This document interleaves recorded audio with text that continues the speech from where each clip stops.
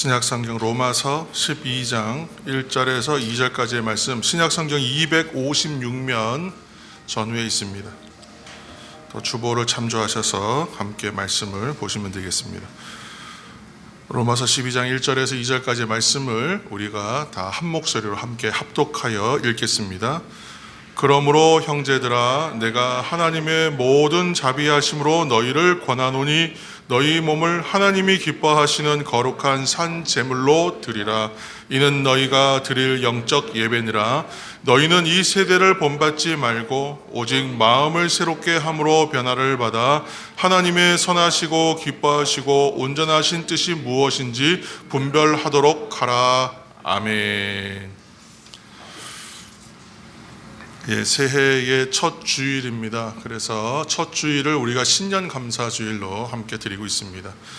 지난 송구영신 예배를 통해서 새해 우리 첫 시간을 이제 예배로, 말씀으로, 그리고 찬양과 기도로 그렇게 함께 시작하였습니다. 묵은 시간을 이제는 다시 돌아오지 않을 이제 과거의 시간으로 보냈습니다. 그리고 우리가 버려야 할 것, 또 제거해야 할 것, 우리가 소유하지 말아야 할 것들을 함께 회개하면서 이제 내어버리기로 결단하였습니다. 그리고 새롭게 하시는 성령으로 채워 이제 새 사람의 삶을 살자, 그렇게 또한 다시 한번 결단했습니다.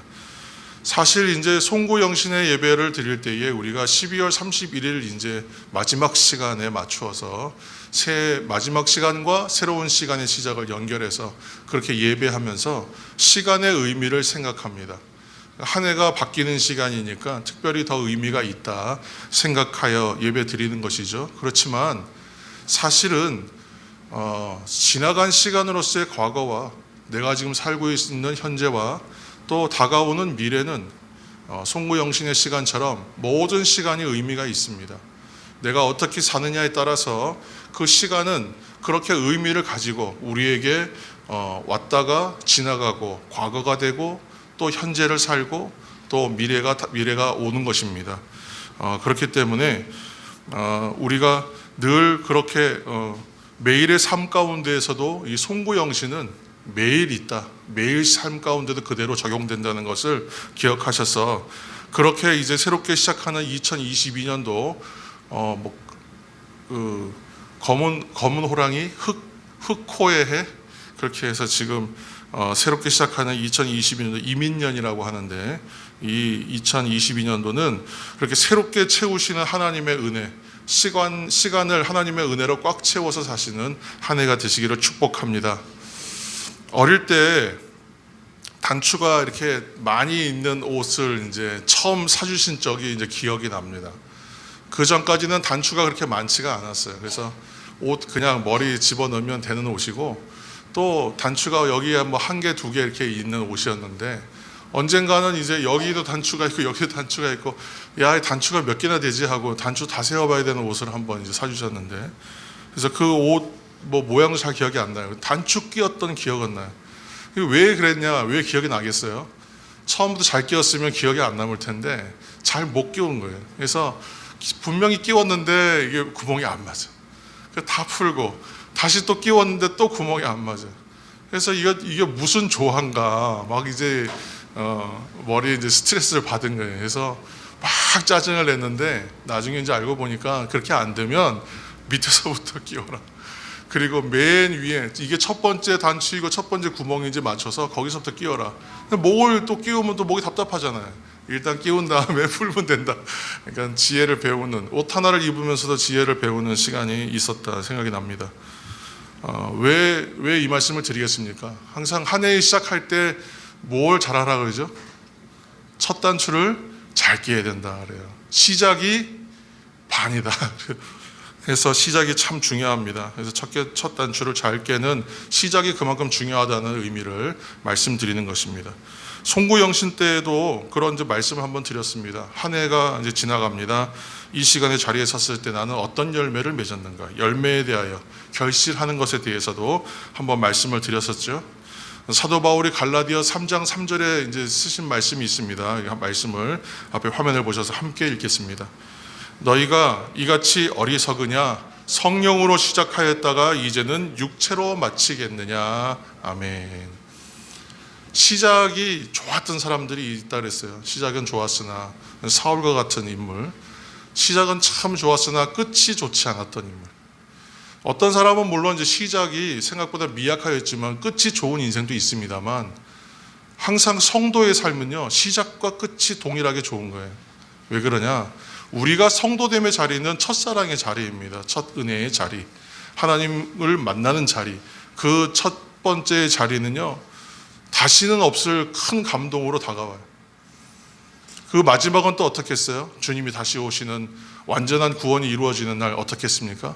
첫 번째 사랑은 생각지도 않을 만큼, 이전 것은 기억하지 않을 만큼 새로운 은혜가 또 있겠죠. 그러나 그 시작과 마지막이 그렇게 동일하게 하나님 앞에서 은혜로 시작하고 은혜로 마쳐야 된다. 그 얘기를 사도 바울이 하고 있는 것이죠. 그러니까 시작과 마찬가지로 마지막도 중요합니다. 그만큼 시작이 중요했으니 마지막도 중요할 것이라는 말씀을 드리는 겁니다. 그래서 시작할 때에 이 시작을 잘했다. 그러면 마지막 때 마지막 마치는 자리도 잘 해야 되는 것이죠. 그러기 위해서는 우리가 아까 말씀드린 대로 시간을 살아낼 때에 다가오는 시간은 미래의 시간이지만 다가오면 현재요. 살고 나면 과거가 돼버리거든요. 시간은 붙잡을 수가 없어요. 계속 흘러갑니다. 나에게만 한정되어 오는 것이 아니라 세상의 시간은 동일하게 모든 사람에게 적용돼요. 근데 어떻게 살아냈느냐에 따라서 결실이 달라지는 것입니다. 다가오는 시간을 어떻게 내가 기대하는 마음으로 살고 현재의 시간을 어떻게 살아냈느냐에 따라 나의 과거의 열매는, 이제 지나가는 과거로서 맺어지는 열매는 다 달라질 수밖에 없다. 그러므로 이 한 해를 시작할 때에 내가 어떠한 열매를 맺을 것인가에 대하여 결단하고 시작하는 사람과, 그저 시간이 시작되었으니 시작하나 보다 하는 사람은 그 시작부터 매일매일 살아가는 현재, 영원한 현재라고 신학적으로는 얘기합니다만 이터널 나우, 영원한 현재를 살아가는 사람과 그저 오는 시간이 지나갔네 하는 사람과는 열매가 다를 수밖에 없다는 말씀을 드리는 것입니다. 그래서 우리는 그렇게 중요한 신년 자리, 첫 자리에 서 있습니다. 내가 원하지 않아도 시간은 그렇게 계속 흘러갑니다. 우리는 성경 속에서 그래서 새해의 첫 시작의 자리를 어떻게 시작해야 될까에 대하여 좀 더 어떤 경각과 자극을 받을 수가 있습니다. 깨달음을 얻을 수 있습니다. 역대하 29장 17절에서 19절까지의 말씀을 우리가 한번 다 같이 읽겠습니다. 좀 긴 본문이지만 17절부터 19절입니다. 함께 읽겠습니다. 첫째 달 초하루에 성결하게 하기를 시작하여 그 달 초 8일에 여호와의 낭실에 이르고 또 8일 동안 여호와의 전을 성결하게 하여 첫째 달 16일에 이르러 마치고 안으로 들어가서 히스기야 왕을 보고 이르되 우리가 여호와의 온 전과 번제단과 그 모든 그릇들과 떡을 진설하는 상과 그 모든 그릇들을 깨끗하게 하였고 또 아하스 왕이 왕위에 있어 범죄할 때에 버린 모든 그릇들도 우리가 정돈하고 성결하게 하여 여호와의 제단 앞에 두었나이다 하니라. 아멘. 히스기야 왕이 아버지 때부터 내려왔던 잘못된 악습들이었죠. 하나님 섬기지 않는 우상 숭배하고 폐역하였던 여러 가지 일들을 정리합니다. 일소하는 것이죠. 깨끗하게 하는 거예요. 그래서 정결하게 하고 성결하게 하고 정돈하고 다시 이제 일종의 리세팅을 하는 겁니다. 근데 이 시간들을 하는 데 있어서 말씀 한 절이 눈에 들어와요. 말씀 구절 가운데 한 구절이 바로 17절 첫 구절인데 언제냐 하면 첫째 달 초하루에 이렇게 시작했어요. 그죠? 정월 초하루죠. 정월 초하루. 그래서 1월 첫날을 말하는 겁니다. 새해의 첫날. 한 해가 바뀌는 첫날에 무엇으로 시작하냐면 정돈하는 것과 성결하게 하는 것으로 시작했다는 거예요. 개혁이 시작되었다는 말입니다. 그래서 유다 14대 왕이었던 히스기야가 여호와가 보시기에 정직한 왕으로 평가를 받아요. 그의 공과 과가 분명히 있습니다. 잘한 게 있고 못한 게 왜 없겠어요. 못한 것 때문에 저는 히스기야 왕 그렇게 좋아하지 않았거든요. 성경 읽으면서. 그런데 그가 해왔던 일들을 보면요, 그 이전과 그 이후에도 하지 못했던 일들을 한 것이 참 많아요. 특별히 저는 이 말씀은 이제 역대하 우리가 또 새벽에 언젠가 읽어야 될 말씀이기 때문에 읽어가면서 이 구절이 눈에 탁 들어오더라고요. 그리고 나서 첫째 달 초하루에. 왜냐하면 이제 신년 2022년도를 맞이하는 입장이었기 때문에 성경을 읽을 때 눈에 구절이 들어오는 거예요. 첫째 달 초하루에. 그러면 우리는 첫째 달 초하루에 첫 주일에 무엇을 해야 할까 하는데 밑에 하나님 주신 말씀처럼 딱 이렇게 말씀이 있는 거예요. 성결하게 하고 깨끗하게 하고 정돈하는 것으로 시작했다라고 하고 있어요. 우리가 송구영신 예배를 통해서 했던 얘기는 버려야 할 것, 제거해야 될 것. 우리가 구습을 쫓는 옛사람을 벗어버려야 된다고 얘기하고 새 사람을 입어야 된다고 얘기했는데, 그래서 그러면 버려야 할 것들은 여러분 마음속에 제가 구체적으로 다 정하여 얘기하지 않을 터이니 각자가 한번 생각해 보시기 바랍니다. 그렇게 말씀드렸습니다. 어떤 것들을 내어버리는지 잘 모릅니다. 여러분 잘 제거하시고 잘 내어버리시기를 축복합니다. 그렇게 해야만 우리가 새로운 마음으로 정돈하여 출발할 수 있기 때문에 이 말씀을 드리는 것입니다. 오늘 이전에 만연하였던 우상 숭배로 황폐해진 예루살렘과 성전을 정화하는 신앙 개혁을 히스기야 왕이 하고 있습니다. 그것이 언제이냐면 다시 한번 말씀드리지만 첫째 달 초하루에 시작하고 있습니다. 한 해에 시작되는 시간에 하고 있는 것이죠. 사랑하는 성도 여러분, 우리들도 새해 첫 주일을 맞아서 방금 말씀드린 것처럼 첫 단추를 잘 깨는 시작을 통해서 영적 도약이 일어나기를 바랍니다. 새롭게 허락하시는 영적인 부흥을 이뤄가는 한 해가 되기를 다시 한번 축복합니다. 그러기 위해서는, 영적인 부흥을 위해서는 우리가 제거해야 할 것을 제거하고 버려야 할 것은 버리고 보내야 할 것들은 보내야만 다시 시작하고 맞아들이고 받아들여 정돈하는 것으로 시작할 수 있다는 말씀을 오늘 이 말씀 가운데 발견하는 것입니다. 영적인 부흥을 위해서 사랑 담은 교회 공동체가 든든하게 세워져야만 하겠죠. 신앙의 공동체가 바르게 세워지는 것은 무엇으로 가능하냐? 모든 신앙의 공동체로서의 교회가 세워지는 것은 성령으로 인하여, 성령께서 함께 하실 때 가능한 일이에요. 실상 모든 교회는 성령의 역사로 시작되었고 세워져 가는 거예요. 성령의 역사가 없으면 그 교회는 무너질 수밖에 없고 교회의 정체성은 없어지는 겁니다. 이미 교회됨을 이 의미가 상실되는 거예요. 그래서 올 한 해 우리 교회가 성령의 역사하심을 통해서 영적인 공동체로 더욱 견고해지기를 다시 한번 예수님으로 축복합니다. 그러한 일들이 있기 위해서 그러면 우리는 무엇으로 시작할 것인가? 오늘은 복잡하게 얘기하지 않고 단 한 가지 주제에 맞춰서 얘기하겠습니다. 저는 그게 예배에 최선을 다하는 것으로 가능해진다, 이루어진다라고 생각합니다. 그래서 예배에 최선을 다하는 성도가 될 때에 또한 그런 교회도 이루어진다고 생각하는 거예요. 코로나로 인한 풍경이었습니다만 지난 약 2년간의 시간을 통해서 우리가 발견해 오는 현재의 모습은 무엇인가 하면 점점 더 주일 예배에 참여하는 것이 어려워진다. 목회자 입장에서 성도들에게 주일 예배 드리십시오라는 말하는 것이 참 어려워지는 때다, 지금이. 왜냐하면 상황이, 그렇죠? 방역이나 이런 것들을 위해서 정말 드리지 못할 때도 있었거든요. 예배 자체가 다 온라인으로만 드려야 될 때도 있었고 수도권은 여전히 그 분위기가 이어지고 있습니다만 그렇게 어려웠죠. 예전에는 정말 그 신앙생활 잘 못하시는 분들한테 하는 얘기가 주일 예배 좀 잘 드리십시오였어요. 그런데 지금은 신앙생활을 잘 한다는 분들에게도 주일 예배 잘 드리란 말이 이제는 그 말이 쉽지가 않은 상황입니다.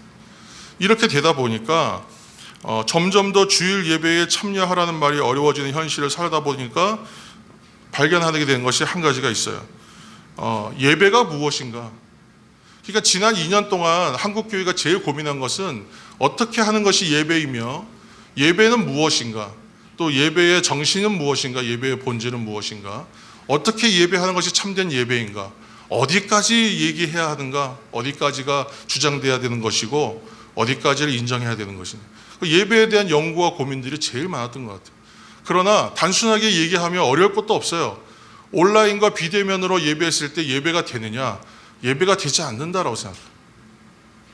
섣부른 결론인 것 같습니까? 우리가 해봤잖아요. 2년 동안 해봤거든요. 그런데 온라인으로 드리는 예배는 한계가 있어요. 예배됨이 너무나 어려워. 왜 그럴까 생각했어요. 무엇보다 현실감이 없고 현장감이 없기 때문에. 근데 그것도 뭐 말이 됩니다만 중요한 건 뭐냐면 함께 예배하지 못하기 때문이에요. 예배. 그러니까 예배는 공동체로 드려야 되는 거예요. 예배를 드려보니까 혼자 하는 것보다 아내와 함께, 아이와 함께 드리면 예배가 좀 더 돼요. 그리고 거기에 가족이 더 붙으면 더 좋아요. 그리고 성도들이 함께 하면 더 좋아요. 10명이 드리는 것보다 20명이 드리는 예배가 더 좋아요. 20명이 드리는 것보다 2000명이 드리는 예배는 더 좋을 거예요. 여러분, 그래서 교회들이 더 많은 사람들이 함께 예배하기를 꿈꾸는 것 아니겠습니까? 교회가 어떤 양적인 부흥이라는 표현을 들어서 숫자 많아지는 것을만 추구하고 재정이 많아지는 것만 바라고 건물 커지는 것만 기대했던 모습이 분명히 있었습니다. 그 모습은 악한 모습이요, 잘못된 방향성이겠죠. 그러나 본질에서 빗나간 모습이고, 그렇지만 함께 예배하는 것이 의미 있다는 것에는 동의합니다. 함께 예배하지 않았기 때문에, 할 수 없었기 때문에 예배가 힘들었던 거예요. 그래서 예배에 최선을 다하는 성도가 되고 교회가 되기 위해서는 함께하고 하나 되는 시간이 정말 더 필요하겠구나. 그리고 무엇보다 이러한 얘기에 앞서서 먼저 본질적으로 생각해야 될 것은 예배가 성도의 삶의 기본이 되는 것이요, 가장 중심이 되는 일이라는 사실은 변함이 없다는 것입니다. 어떠한 형태로 드렸던, 또 때에 따라서는 상황에 따라 어쩔 수 없이 혼자 예배하였던, 온라인으로 비대면으로 예배할 수밖에 없었기 때문에 그렇게 예배하였던, 그러나 예배는 성도들의 삶의 기본이요 중심이 되는 것이 예배이다. 이것은 변함없는 가치더라. 그것을 말씀드리고 싶습니다. 왜 그렇겠습니까? 예배를 통해서 우리가 발견하는 것은 지난 한 해 동안 얘기했던 것과 동일합니다. 내가 나 되는 것, 나의 나됨, 내가 하나님 앞에서 나라는 사람으로, 성도로서, 교회로서 세워져가는 그 모든 것들이 결국은 예배를 통해서 시작되고 예배를 통해서 귀결되는 것이 분명하였던 것을 발견했기 때문입니다. 내가 있어야 할 자리를 발견하는 시간이 예배이기 때문이에요. 항상 말씀드리지만 자동차를 우리가 지금 우리 교회 앞에서 예배 드리려면 차를 잘 주차해 놓고 오셔야 예배 드리기가 좋아요. 왜 그렇겠어요? 내 차가 제대로 위치되어 있지 않으면 전화가 온단 말이에요. 예를 들자면 뭐 그럴 일은 거의 없지만 실제로 그런 일들이 있을 수 있잖아요. 그러면 내 차가 지정된 주차나 있어야 할 곳에 주차되어 있으면 마음이 편해져요. 신경 쓸 일이 없어요. 그렇지 않겠습니까? 그것처럼 예배는 무슨 시간이냐면 나의 나됨을 확인하는 자리, 내가 있어야 할 곳에 위치해 있는지를 확인하는 자리. 그런 의미에서 예배에서 발견하는 하나의 은혜의 어떤 항목이라고 할까, 주제라고 하는 것은 회개입니다. 회개는 우리가 방향성이 틀렸을 때에, 있어야 할 자리에 있지 않았을 때 그것을 되돌리는 시간이잖아요. 그래서 있어야 할 자리로 돌아오고 가야 할 방향으로 다시 나를 조정하는 시간. 누구를 통해서요? 하나님을 만남을 통하여, 하나님의 말씀을 들음을 통하여 깨달아 하나님 앞에 기도하는 것으로 나의 고백들을 주 앞에 드림으로 내가 있어야 할 것, 나의 고백을 확인하는 시간. 그렇기 때문에 예배는 나의 방향을 수정하는 시간이더라. 영적인 변화가 그렇게 일어나는 것입니다. 또 예배를 통해서 우리는 하나님의 사랑과 새로운 은혜를 체험받습니다. 그렇기 때문에 신앙생활에서는 예배를 빼고는 얘기할 수가 없는 거예요. 그렇기 때문에 더 이제 결론적으로는 예배 드리기에 우리는 최선을 다하는 사람들이 되고 우리의 정성을 기울이는 사람이 되어야 할 것입니다. 오늘 이제 본문 로마서 12장 1절을 우리가 다시 한번 읽겠습니다. 12장 1절. 그러므로 형제들아, 내가 하나님의 모든 자비하심으로 너희를 권하노니 너희 몸을 하나님이 기뻐하시는 거룩한 산 제물로 드리라. 이는 너희가 드릴 영적 예배니라. 아멘. 이번에 새로 이제 대한성서공회에서 새로운 번역본이 나왔습니다. 새 한글 성경 이렇게 나왔는데, 새 한글 성경이 전체가 다 번역되진 않았고요. 시편과 신약만 이렇게 나왔습니다. 그래서 신약 부분에서 새 한글 성경으로 오늘 본문을 다시 한번 앞에 화면을 참조하셔서 함께 읽겠습니다. 그러므로 형제 자매 여러분, 나는 하나님의 자비하심에 기대어 여러분에게 권유합니다. 여러분의 몸을 살아있는 희생 제물로 하나님이 마음에 들어 하실 거룩한 희생 제물로 바치십시오. 이것이야말로 여러분이 드릴 참된 예배입니다. 아멘. 조금 더 다가오죠. 그러면 우리는 어떻게 예배할까에 이제 오늘 이야기하는 것입니다. 첫 번째로 어떻게 예배할까? 첫째로는 몸을 드리는 예배여야 합니다. 몸을 드리는 예배. 새 한글 성경 버전으로 보면 그 중심 표현 가운데 반복되는 단어가 있어요. 그게 뭐냐면 희생제물이에요. 희생제물. 이것을 이제 옛날 우리 표현의 성경하면서 곧 산제물이라고 표현했던 말인데 희생제물을 말하는 것입니다. 무엇을 드리라고 하느냐? 몸을 드리라고 얘기하는데 여기에서 몸은 바디, 육체를 말하는 것이 아닙니다. 그러니까 이 말을 이제 히라버 원래 그 원문을 잘 살펴보면 이 몸에 대한 개념이 두 가지로 있거든요. 그래서 이 물질로서의 몸, 그리고 사람의 삶, 육체로서 살아내는 우리의 삶에 대한, 현실적 삶에 대한 것으로서의 몸, 이렇게 표현하는 말이 다릅니다. 그래서 이 피부가 있고 살이 있는 살 덩어리를 얘기할 때는 사락스라고 얘기하고, 이 몸으로 살아내는 삶을 얘기할 때는 소마라고 얘기해요. 약간 달라요, 표현이. 그래서 여기서 지금 몸으로 드리라고 하는 것은 삶을 드리라는 의미예요. 그러니까 성경 읽다 보면 좀 오해가 되는 부분이 있어요. 자꾸 구분 지어지거든요. 몸, 혼, 영혼 이런 식으로 구분되니까 신체와 정신인가? 이런 식으로 구분돼요. 그렇지 않고 여기서는 삶을 말하는 거예요. 성도들의 삶을 드리라. 왜 그렇습니까? 이전에는 희생 제물을 드렸다 그랬잖아요. 그때는 가축과 짐승으로 예배를 드렸어요. 그들의 희생을 통하여. 희생은 뭐예요?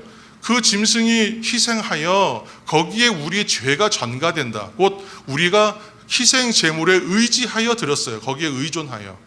거기에 기대요. 나의 몸을 기대었던 거예요. 근데 이렇게 희생 제물로 구약 시대에 소나 양과 같은 가축을 들여서 제사를 드렸는데 이것도 이제 형식화되고 형식이 굳어지다 보니까 어떻게 되냐면 제사하는 사람하고 바쳐지는 제물이 분리되기 시작하는 거예요. 그래서 이 제물 드리는 것에 너무 집중하고 정작 자기는 예배가 안 돼. 제사만 드리는 거예요. 계속 짐승만 죽이는 거예요. 수많은 짐승을 죽이고 뭐 돈으로 다 모든 걸 할 수 있는 상황이 되는 거잖아요.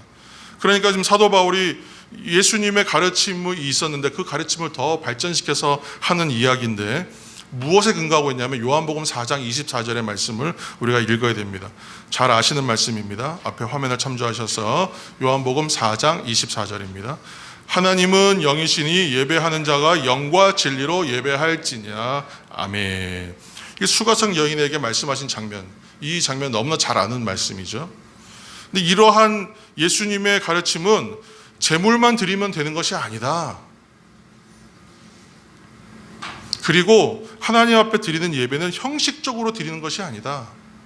무엇으로 하는 것이냐? 영과 진리로 하는 것이다. 예전에 신령과 진정으로 했어요. 신령과 진정도 사실은 너무 어려운 말이고 영과 진리도 너무 어려운 말이에요. 잘 들어오지가 않잖아요. 여러분 이해되세요?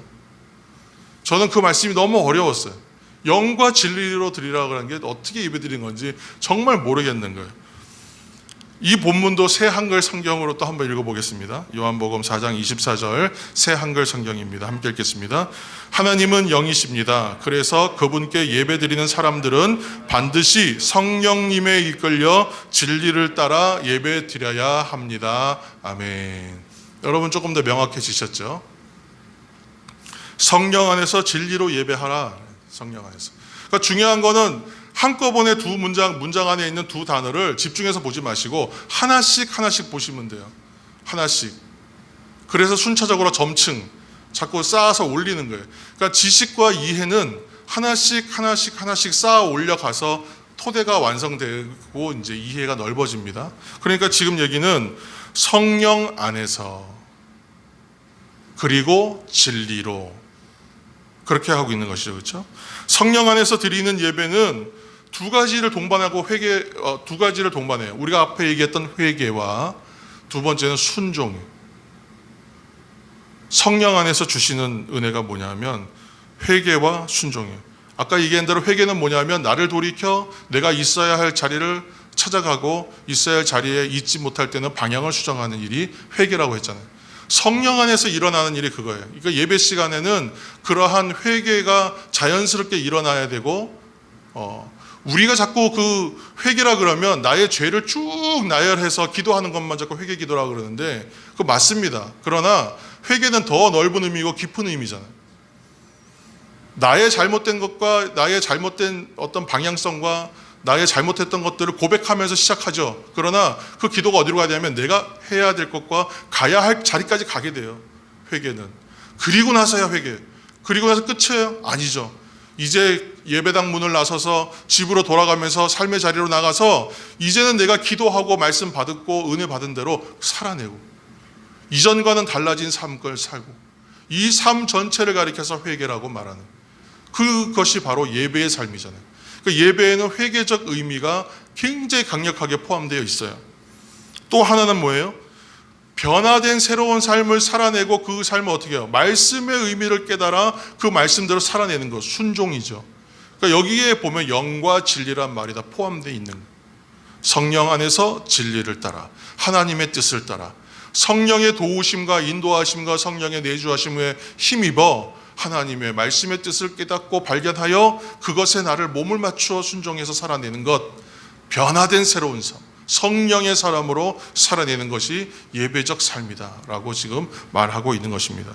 제가 쉬운 말을 굉장히 어렵게 하고 있습니다. 그렇죠? 그래서 여러분 그런데도 다 알아듣고 계시죠? 하나님 성령께서 지금 역사하고 계시기 때문에 제가 아무리 어렵게 얘기하고 좀 설명을 잘 못해도 여러분 잘 들으실 수 있어요. 그래서 사도 바울은 지금 몸이라고 표현했지만 성도의 삶 전체로 예배해야 한다라고 항변하고 있는 거예요. 그 무슨 말씀이냐면 결국은 예배는 우리의 생활과 절대 분리돼서는 안 된다는 거예요. 자, 주일날 교회 와서 1시간 예배 뚝딱 드리고 나서 나는 나가서부터 다른 거 하는 거예요. 그래서 예전에 좀 너무 아주 극단적인 예이긴 하지만 예전에 여기 와이셔츠, 여름에 와이셔츠 입고 오시는 분들 여기에 담배 포켓에 넣어서 오시는 분들이 있었어요. 그리고 예배 딱 끝나면 정문 나가서 교인들 안 보인다 싶으면 벌써 탁 한 대 이게 물고 가시는 거예요. 그러니까 그 안과 밖의 삶이 달라요. 안과 밖의 삶이. 그렇게 구분됩니다. 근데 그렇게 구분되면 안 된다라고 말하는 거예요. 모든 예배는 드리다 보면 예배를 드리기 위한 하나의 형식이 동반될 수밖에 없어요. 그렇게 형식이 만들어져요. 예를 들어서 우리 교회도 주일 예배 드리는데 보통 1시간 안에 예배를 보통 마칩니다. 1시간 예배. 그러니까 사람들이 교회 가서 1시간 드리는 예배가 예배의 전부라고 생각하는 거예요. 그래서 그 1시간 안에 예배를 잘 드려야만 한다고 생각해요. 그 1시간 예배도 굉장히 중요해요. 함께 드리는 예배, 회중과 공동체로 드리는 예배 너무 중요합니다. 그렇지만 일주일에 1시간 예배하는 것으로 예배 드렸다고 생각할 수가 없다는 거예요. 하나님께 성도로서 살아가는 사람은 한 주간의 매일의 삶의 시간들이 하나님께 예배하는 시간이 돼야 되는 것이죠. 교회 밖을 나서고 그 1시간이 지나고 나면 내 삶이 예배하고 전혀 동떨어진 삶을 난 나대로 또 사는 거예요. 그리고 또 돌아와서 하나님 한 주일 동안 내가 엉망을 살았습니다. 부끄럽습니다. 또 회개하고 또 회개 1시간 동안 하나님 주시는 말씀과 은혜를 들으면서 마음이 뭔가 좀 편안해지니까 위로받았다 생각하고 또 나가서 또 난 똑같이 살아. 그러니까 변화가 없는 거예요. 변화가 일어날 수가 없어요. 안 되는 거예요. 30년, 50년 믿으셨는데도 변화가 없어요. 굳어지기만 하는 거예요. 그래가지고 목사님 설교 오늘 별론데 오늘 예배 드리는데 오늘 좀 분위기가 좀 안 좋았는데 이렇게만 생각하는 겁니다. 그러므로 성령 안에서 예배하고 교회 문을 나서면서도 삶 가운데서 예배는 다시 시작되는 것이다. 여러분 기억하시길 바랍니다. 둘째로는 거룩하게 드리는 예배여야 된다. 거룩하게 드리는 예배. 몸으로 드리는 예배요, 거룩하게 드리는 예배. 우리 작년에 많이 다뤘던 주제 중에 하나가 거룩이었습니다. 거룩은 구별된다, 성별된다라는 기본적 의미를 가지고 있죠. 구약시대 희생제물에서 드리는, 제사에서 드리는 제물은 어떤 것이어야 되냐면 거룩한 것이어야 된다 그랬어요. 곧 구별되고 성별된 것, 다른 것과는 구분되어 있어야 된다 그랬어요. 한마디로 흠없고 깨끗한 것을 말하는 것이었어요. 그러니까 오늘날의 성도들이 드리는 예배가 거룩한 예배가 되어야 된다면 우리는 무엇에 좀 중점을 두어야겠습니까? 우리가 그러면 다른 것을 드리는 것이 아니라 드려야 할 것들을 제대로 드려야 되잖아요. 그럼 드리지 말아야 할 것은 드리지 않아야 되는 거예요. 드려야 할 것만 드려야 돼요. 여기서 말하는 것은 심령, 우리의 마음을 드리는 것이라고 지금 얘기하는데 성령 안에서 드리는 예배가 두 가지를 포함한다고요? 뭘 포함한다고 지금 그랬죠? 하나는 회개요, 하나는 순종이다 그랬습니다. 우리가 이처럼 우리의 죄와 허물을 회개할 때에 주님께서 보혈로 우리의 죄를 사하시는 은혜를 체험해요. 모든 예배에는 죄 사함의 은혜가 강력하게 임하거든요. 그러니까 세상 속에서 한 주일 동안 나의 마음대로 살다가 온 사람도 그 한 시간만이라도 온전하게 사실은 예배에 참여하면 하나님의 죄 사함의 은혜를 강력하게 체험합니다. 그러니까 그렇게 죄로 물들고 자기 마음대로 살았던 마음까지도 위로를 받고 어떤 변화의 가능성이 열리는 건 사실이에요. 그만큼 강력해요, 예배에 임하는 은혜는. 그런데 그 예배의 은혜를 여러분 삶의 전체로 확장시켜서 생각해 보십시오. 얼마나 충만한 은혜입니까? 얼마나 놀라운 은혜겠습니까? 하나님의 은혜가 왜 편만하여 하나님의 은혜가 미치지 않는 곳이 없다라고 왜 말하겠어요? 삶 가운데 하나님의 은혜가 없습니까? 강력하게 임합니다, 여러분. 그래서 삶을 예배적 삶으로 변화시키는 성도의 삶은 하나님의 은혜를 강력하게 체험하는 삶일 수밖에 없는 거예요. 변화될래야 되지 않을래야 되지 않을 수가 없는 삶을 살게 되는 것이 성도의 생활이 되는 것입니다. 지난 송구영신 때 우리가 성찬을 또한 했습니다. 처음 하는 것이었기 때문에 모든 것이 낯설고 서툴었지만, 그러나 그 성찬을 통해서 주님의 몸과 또 피를 받을 때에 우리가 무슨 고백을 드렸냐면 죄 사함의 고백을 드렸어요. 참된 회개가 되기를 소망하면서 그렇게 기도했어요. 그러니까 새롭게 된 마음으로 예배할 때에 거룩한 예배가 되는 겁니다. 그 죄사함의 은혜를 체험하고 또 죄가 깨끗하여졌다라는 은혜의 체험 가운데서 드리는 예배. 그래서 내가 하나님께 드려야 할 것을 온전히 드릴 때 그 예배가 거룩한 예배가 되는 것입니다. 셋째로는 오늘 이제 말씀 가운데에서 드러나는 말 가운데는 하나님이 기뻐하시는 예배를 드려야 돼요. 하나님이 기뻐하시는 예배. 자, 이 본문이 좀 다시 한번 읽어야 돼요. 로마서 12장 1절 새 한글 성경 버전으로 읽습니다. 그러므로 형제 자매 여러분, 나는 하나님의 자비하심에 기대어 여러분에게 권유합니다. 여러분의 몸을 살아있는 희생제물로 하나님이 마음에 들어 하실 거룩한 희생제물로 바치십시오. 이것이야말로 여러분이 드릴 참된 예배입니다. 아멘.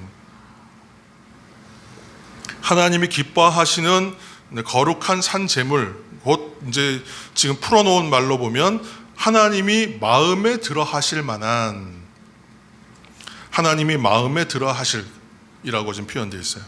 하나님이 마음에 들어 하실. 단도직입적으로 하나님이 그 마음에 들어 하시는 예배.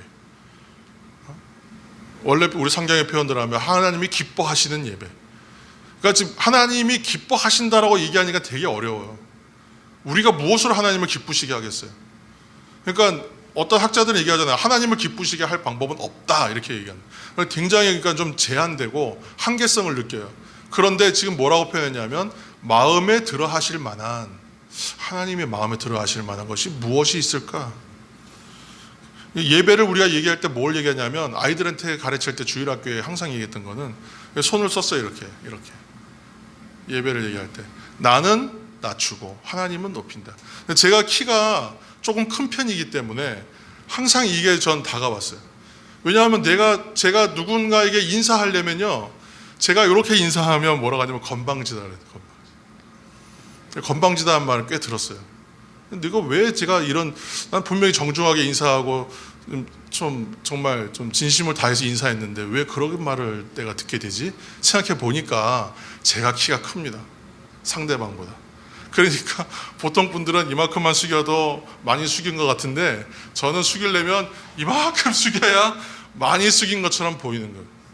그래서 이건 뭐 우스갯소리입니다만, 하나님을 높이는 예배의 행위는 뭐냐면 나를 낮추어 하나님을 높인다. 곧 나를 낮출 때 상대가 높아져요. 상대를 높이는 방법은 나를 낮추는 거예요. 내가 더 낮은 곳에 처할수록 상대는 상대하여 비교하여 더 존귀하게 높임을 받게 되는 것입니다. 그러므로 예배는 나를 낮추는 것이죠. 이게 설명할 수 있어요. 예배를 그래서 하나님을 섬김으로 하나님을 높인다. 섬김의 의미가 여기서도 포함될 수 있다는 거예요. 그러니까 예배의 초점은 누구에게 있냐면 우리에게 있는 것이 아니거든요. 예배의 초점은 하나님께 있는 거예요. 그러니까 예배는 내 기분으로 드리는 게 결코 아니라고 한 이유가 초점이 우리에게 있지 않습니다. 그런데 예배를 자꾸 어떻게 드리냐면 내 기분에 따라 드리는 거예요. 오늘은 내가 기분이 너무 나빠가지고 예배를 못 드리겠어. 아니면 난 내가 지금 할 일이 너무 많아서 예배 못 드리겠어. 오늘은 내가 바쁘니까 다음 주에만 예배하고, 오늘은 내가 좀 바쁘니까 30분 있다가 좀 늦게 가고, 그렇게 하겠다. 그럴 수가 없는 일이야. 그럴 수가 없는 일. 예배는 받으시는 분 기준이잖아요. 우리 부모님께 선물하는데 내 기분에 따라 드리는 선물이 하나님 그 부모님을 기쁘시게 할 수 있어요? 부모님이 뭘 좋아하시고 선물 받으시는 분이 뭘 기뻐하시고 어떤 것이 그에게 만족할 만한, 마음에 들어할 만한 선물일까를 고민해야 되는 거 아니에요? 그런데 나는 그냥 오늘 집에 나 있으니까 이걸로 그냥 선물하고 말아야지. 그 선물이 정성이 통하고 진심이 통하겠느냐? 다 알거든요. 어떠한 마음으로 드리고 있는지 하나님은 다 아신다는. 그러니까 나의 기분에 따라 하는 것이 아니에요. 예배는 나의 상황에 맞추어 하는 것도 아니에요. 내 편의에 따라 하기도 하고 안 하기도 하는 건 더더군다나 아니에요. 하나님이 마음에 들어하시고 기뻐하실 만한 예배가 되기 위해, 그렇다면 나는 구체적으로 무엇을 해야 될까? 당연히 내 삶과 내 마음이 동반되어야죠. 몸으로 드리는 예배에 든다는 생각, 삶 전체를 드려야 되겠죠. 거룩하게 성별되고 구별되어 내어버릴 것은 내어버리고 드려야 할 것을 드리는 예배가 돼야 되겠죠. 그리고 하나님이 만족하실 만한 예배를 드리기 위한 구체적 행동이 무엇이겠습니까? 가장 그러면 예배의 기본은 무엇인가로 생각하는 자리로 우리가 갈 수밖에 없지 않겠어요? 그래서 두 가지를 얘기하겠습니다. 올 한 해 우리가 함께 지켜야 될 두 가지. 첫 번째는 주일 예배를 꼭 지키시기를 축복합니다. 이것은 더 드릴 설명이 없습니다. 주일 성수라는 말로 우리가 굳이 구분하여 얘기하지 않더라도 하나님께 주일 예배 없이 예배자로 서는 것은 저는 어렵다고 생각합니다. 부득이하게 온라인으로 드리는 것도 괜찮습니다. 그러나 그 현실 속에 있기 때문에. 그렇지만 온라인 비대면 예배의 한계성을 저는 이미 말씀드렸고 이것은 누구나 공감하실 것 같아요. 그래서 어떻게든지 할 수 있다면 최대한 그러한 방역이나 이런 것들 위반되지 않는 수준에서 여러분 절대로 주일 예배를 포기하지 않으시기를 다시 한번 축복합니다. 둘째로는 예배 시간을 정확하게 지키시기를 축복합니다. 중요한 모임이나 약속이 있을 때 여러분 늦습니까? 늦을 수 없어요. 늦으면 찍힙니다. 한마디로. 사회생활 힘듭니다. 저 사람은 항상 늦어. 이렇게 찍히면 이제 좀 신용이 떨어지고 그 사람에 대한 대우가 달라져요. 늦으면 안 돼요. 저 신대원 공부할 때 딱 하나 잘한 것은 항상 거의 제일 먼저 갔다는 거예요. 학교에. 거리가 멀어서 차로 가야 되는데 차가 안 막히려면요 그 시간에 출발하는 게 맞아요. 새벽 예배 드리고 출발해요. 그러면 학교에서 거의 제일 먼저 옵니다. 아직 도서관도 안 열었고 강의실도 안 열려 있습니다. 그 도서관 키를 나중에 사서한테 받아서 저와 같이 카풀한 친구들이 열었어요. 그 도서관 따뜻하게 해놓고 거기서 한숨 잤습니다. 책도 읽고. 그 3년을 보냈던 시간이 얼마나 좋았는지 몰라요. 너무 일찍 와서 할 일이 없으니까 할 일이 없어서 기도하기도 하고, 할 일이 없어서 우리끼리 찬양도 하고, 할 일이 없어서 토론도 하고, 그러한 시간이 인생에 많이 주어지는 건 아니라는 건 뒤늦게 알았는데, 그랬으면 좀 더 잘 썼겠지만 그 시간에 대해서는 불만이 없어요. 참 기쁘고 좋았던 시간인 것 같아요. 우리가 만약에 대통령과 같이 존귀하고 세상에서 높은 사람 만날 때 우리가 늦을 수 있겠습니까? 일명 그 사과폰이라고 불리는 메이커가 있잖아요. 특정 메이커를 얘기하는 게 좀 좋지는 않은데, 예전에 이 사과폰이 나올 때 특정한 새로운 신제품 나온다 그러면 줄 서는 거 보고 뉴스에 항상 나왔어요. 며칠 전부터 아예 텐트 치고 그 앞에서 출시하면 제일 먼저 받으려고 줄 서는 거예요. 사람들이 자기가 원하는 제품 하나를 얻기 위해서도 그렇게 며칠씩 줄을 서고 밤을 새워가면서 그걸 얻으려고 애씁니다. 그거 이제 가지고 나면 자랑하고 뿌듯해하고 만족해하기 위해서. 근데 우리는 우리 예배 드리기 위해서 전날부터 와서 밤새지 않으셔도 돼요. 그냥 정해진 시간에 오시면 되거든요. 그런데 한 가지 기준이 있어요. 꼭 이것을 지켜야 된다라고 이제 제가 항변하는 것은 아니지만 이것이 참 좋은 기준입니다. 우리 교회는 앞에서 우리 지금 장로님께서 하시는데 매주 오셔서 저하고 같이 4층에서 함께 잠깐 기도하시고 그리고 내려오셔서 15분 전부터는 찬양을 합니다. 참 되게 귀한 일이에요. 여러분 쉽지 않습니다. 그런데 그렇게 해요. 매주일 찬양의 고백을 통해서 하나님께 나아가는데 저는 분명히 하나님께서 그것을 기뻐 받으신다고 생각해요. 주일을 맞이하면서 목사로서 예배에 들어가는 저에게도 그 시간이 참 감사해요. 경건의 시간이 확보되는 시간이잖아요. 더 많은 것을 이야기할 수 있어요. 그러나 제가 얘기하면 율법이 될 것 같아요. 그래서 두 가지를 말씀드립니다. 주일 성수와 주일 예배 시간에 늦지 않는 것. 모든 예배 시간에 늦지 않으시기를 축복합니다.